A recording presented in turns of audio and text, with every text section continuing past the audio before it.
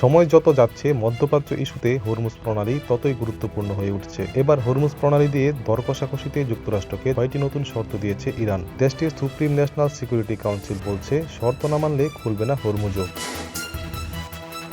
ইরানের supreme national security কাউন্সিলের secretary Mohammad বাকের জোরদাগরের দেওয়া প্রথম শর্ত হল, ইরানের বিরুদ্ধে যে কোনো ধরনের হুমকি এবং দেশটির জাতীয় ও ধর্মীয় মূল্যবোধের প্রতি অবমাননা চিরতরে বন্ধ করতে হবে। দ্বিতীয় শর্তে বলা হয়েছে, ইরান এবং লেবানন, ফিলিস্তিন, ইয়েমেন ও ইরাকে দেশটির মিত্রদের বিরুদ্ধে হামলা স্থায়ীভাবে বন্ধ করতে হবে। তৃতীয় শর্ত অনুযায়ী যুক্তরাষ্ট্রকে নৌ অবরোধ প্রত্যাহার করে ইরানের আশপাশ থেকে তাদের নৌ ও বিমান বাহিনী সরিয়ে নিতে হবে।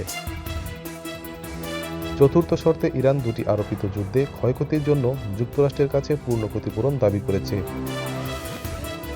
পঞ্চম ও ষষ্ঠ শর্তে নিষেধাজ্ঞা প্রত্যাহার এবং জব্দ হওয়া ইরানি সম্পদ শর্তহীনভাবে মুক্ত করে দেওয়ার দাবি জানানো হয়েছে। ইরানের ইসলামী বিপ্লবী গার্ড কোরের মুখপাত্র হোসেন মাহব্বি শনিবার বলেন, হরমুজ প্রণালী পুনরায় খোলা নির্ভর করছে যুক্তরাষ্ট্র ইরানের শর্তগুলো মেনে নেওয়ার উপর। যুক্তরাষ্ট্র যখনই ইরানের শর্ত মেনে নেবে তখনই হরমুজ প্রণালী খুলে দেওয়া হবে।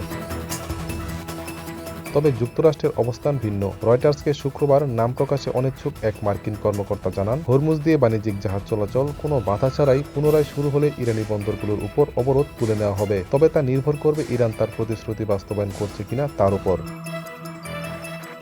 এদিকে প্রেসিডেন্ট মাসুদ পেজেশকিয়ান চুক্তির প্রচেষ্টাকে সমর্থন জানিয়েছেন। আইআরআইবিতে সম্প্রচারিত এক সংবাদ সম্মেলনে তিনি বলেন, চুক্তিতে পৌঁছানোর জন্য এখনই সবচেয়ে ভালো সময়। তিনি বলেন, দেশে ঐক্য ও শক্তি বিরাজ করছে এবং এই যুদ্ধে ইরান বিজয়ী ও শক্তিশালী হিসেবে বিবেচিত হচ্ছে। ATV USA international desk.